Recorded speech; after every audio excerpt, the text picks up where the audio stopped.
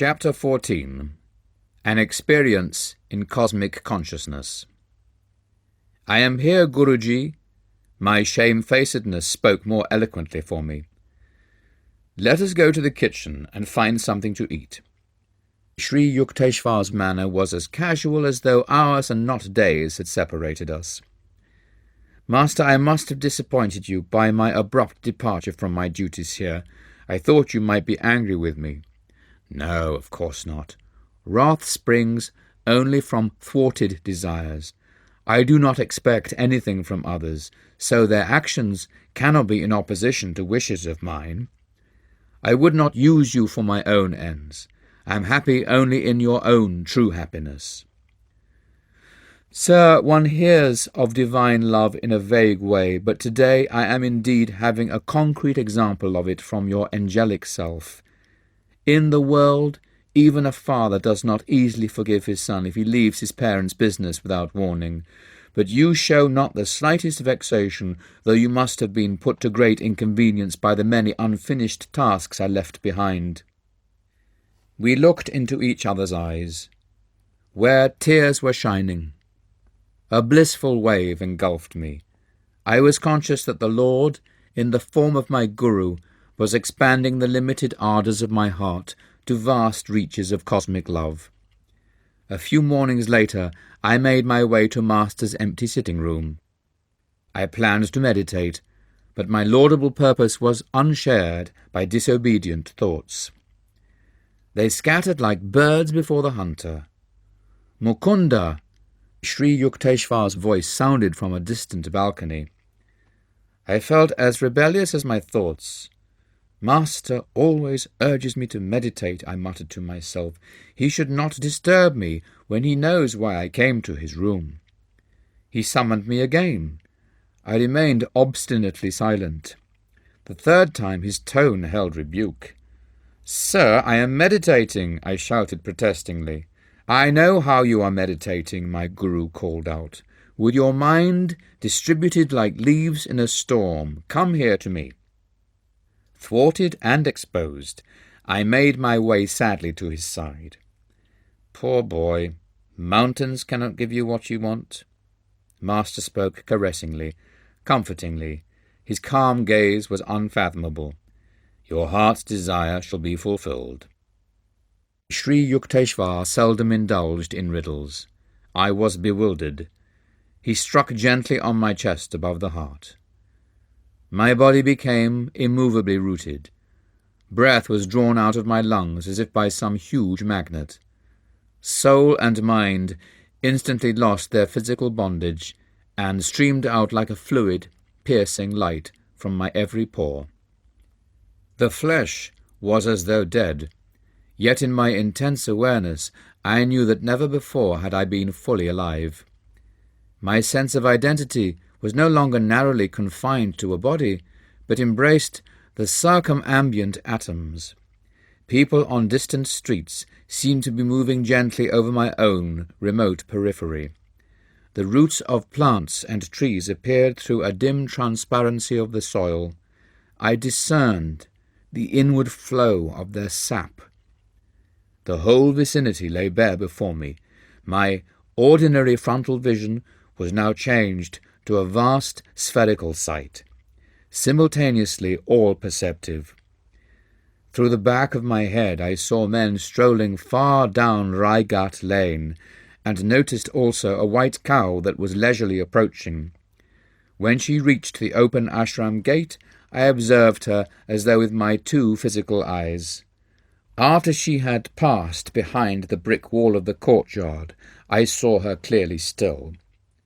All objects within my panoramic gaze trembled and vibrated like quick motion pictures. My body, Master's, the pillared courtyard, the furniture and floor, the trees and sunshine occasionally became violently agitated until all melted into a luminescent sea. Even as sugar crystals, thrown into a glass of water, dissolve after being shaken. The unifying light alternated with materializations of form, the metamorphoses revealing the law of cause and effect in creation. An oceanic joy broke upon calm, endless shores of my soul. The Spirit of God, I realized, is exhaustless bliss. His body is countless tissues of light.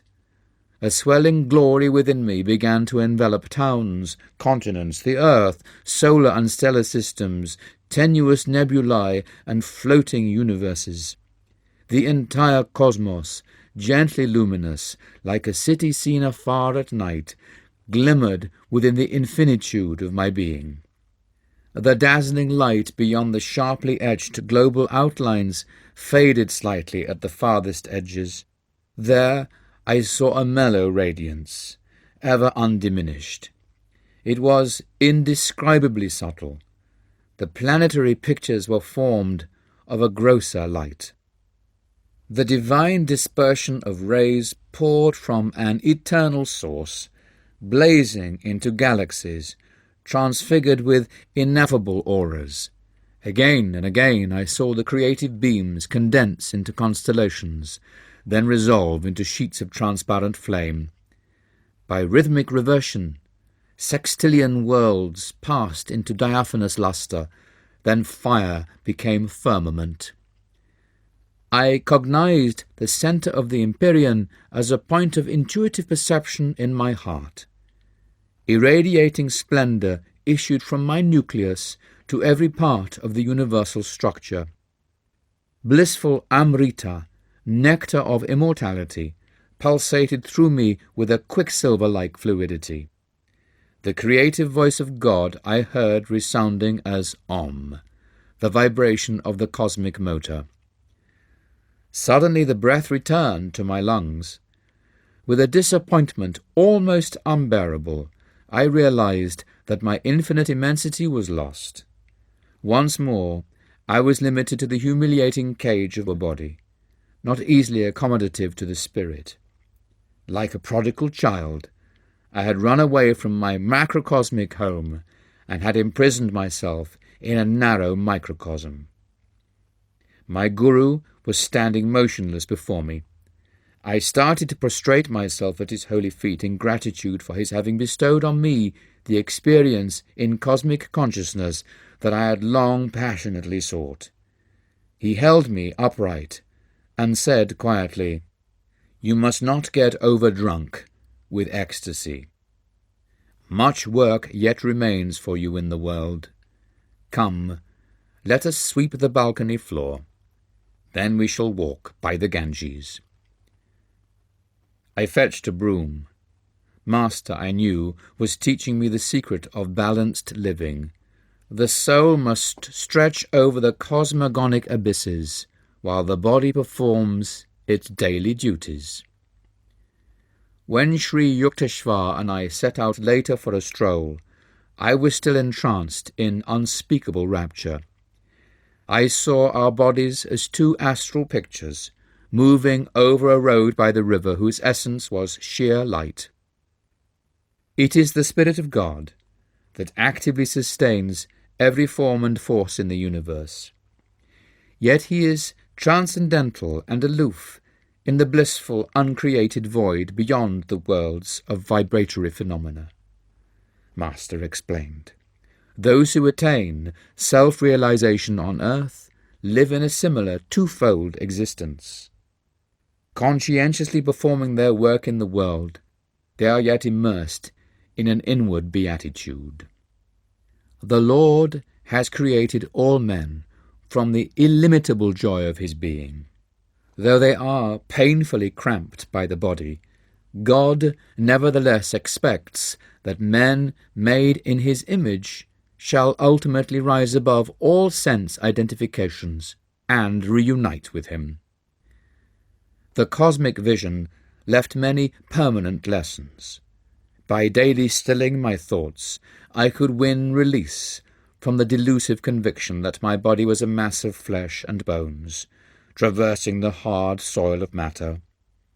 The breath and restless mind I saw are like storms that lash the ocean of light into waves of material forms: earth, sky, human beings, animals, birds, trees, no perception of the infinite as one light can be had except by calming those storms. As often as I quieted the two natural tumults, I beheld the multitudinous waves of creation melt into one lucent sea, even as the waves of the ocean, when a tempest subsides, serenely dissolve into unity. A master bestows the divine experience of cosmic consciousness when his disciple, by meditation, has strengthened his mind to a degree where the vast vistas would not overwhelm him. Mere intellectual willingness or open-mindedness is not enough.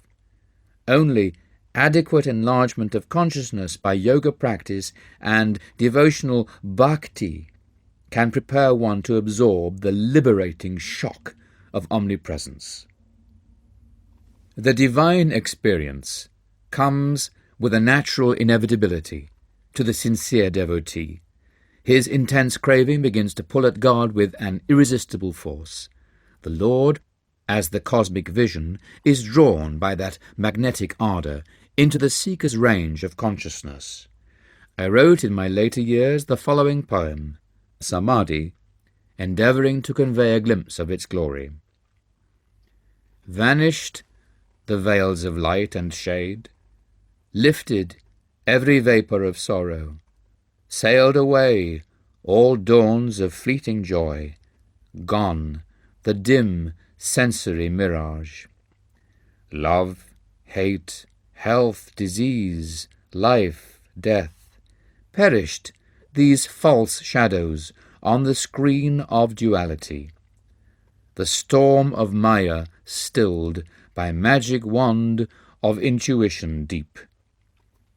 Present, past, future, no more for me, but ever present, all-flowing I everywhere. Planets, stars, stardust, earth, volcanic bursts of doomsday cataclysms, creation's moulding furnace, glaciers of silent X-rays, burning electron floods, thoughts of all men, past, present, to come, every blade of grass, myself, mankind, each particle of universal dust, anger, greed, good, bad, salvation, lust, I swallowed, transmuted all into a vast ocean of blood of my own one being. Smouldering joy, oft puffed by meditation, blinding my tearful eyes, burst into immortal flames of bliss.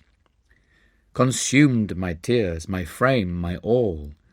Thou art I am thou, knowing, knower, known, as one. Tranquilled, unbroken thrill, eternally living, ever new peace. Enjoyable beyond imagination of expectancy, samadhi bliss. Not an unconscious state, or mental chloroform without wilful return, samadhi but extends my conscious realm beyond limits of the mortal frame to farthest boundary of eternity, where I, the cosmic sea, watch the little ego floating in me. Mobile murmurs of atoms are heard, the dark earth, mountains, veils, lo, molten liquid, flowing seas change into vapours of nebulae. Om blows upon vapours, opening wondrously their veils. Oceans stand revealed, shining electrons, till, at the last sound of the cosmic drum, vanish the grosser lights into eternal rays of all-pervading bliss. From joy I came, for joy I live, in sacred joy I melt. Ocean of mind, I drink all creation's waves. 4 veils of solid, liquid, vapour, light, lift aright. I, in everything, enter the great myself. Gone forever, fitful, flickering shadows of mortal memory, spotless is my mental sky, below, ahead, and high above, eternity and I, one united ray, a tiny bubble of laughter. I am become the sea of mirth itself. Sri Yukteswar taught me how to summon the blessed experience at will, and also how to transmit it to others when their intuitive channels are developed. For months after the first time, I entered the state of ecstatic union, comprehending daily why the Upanishads say that God is rasa, the most relishable. One morning, however, I took a problem to master. I want to know, sir, when shall I find God? You have found him. Oh, no, sir, I don't think so. My guru was smiling. I'm sure you aren't expecting a venerable personage adorning a throne in some antiseptic corner of the cosmos. I see, however, that you are imagining that possession of miraculous powers is proof that one has found God. No. One might gain the power to control the whole universe, yet find the Lord elusive still. Spiritual advancement is not to be measured by one's display of outward powers, but solely by the depth of his bliss in meditation. Ever new joy is God. He is inexhaustible. As you continue your meditations during the years, he will beguile you with an infinite ingenuity. Devotees like yourself who have found the way to God never dream of exchanging him for any other happiness. He is seductive, beyond thought of competition. How quickly we weary of earthly pleasures. Desire for material things is endless. Man is never satisfied completely and pursues one goal after another. The something else he seeks is the Lord, who alone can grant lasting joy. Outward longings drive us from the Eden within. They offer false pleasures that only impersonate soul happiness. The lost paradise is quickly regained through divine meditation. As God is unanticipatory, ever newness, we never tire of him. Can we be surfeited with bliss, delightfully varied throughout eternity? I understand now, sir, while saints call the Lord unfathomable, even everlasting life could not suffice to appraise him. That is true, but he is also near and dear. After the mind has been cleared by Kriya Yoga of sensory obstacles, meditation furnishes a twofold proof of God. Ever-new joy is evidence of his existence, convincing to our very atoms. Also in meditation one finds his instant guidance, his adequate response to every difficulty. I see, Guruji, you have solved my problem. I smiled gratefully. I do realize now that I have found God. For whenever the joy of meditation has returned subconsciously during my active hours, I have been subtly directed to adopt the right course in everything, even in minor details. Human life is beset with sorrow, until we know how to tune in with the divine will, whose right course is often baffling to the egoistic intelligence, Master said. God alone gives unerring counsel. Who but he bears the burden of the cosmos?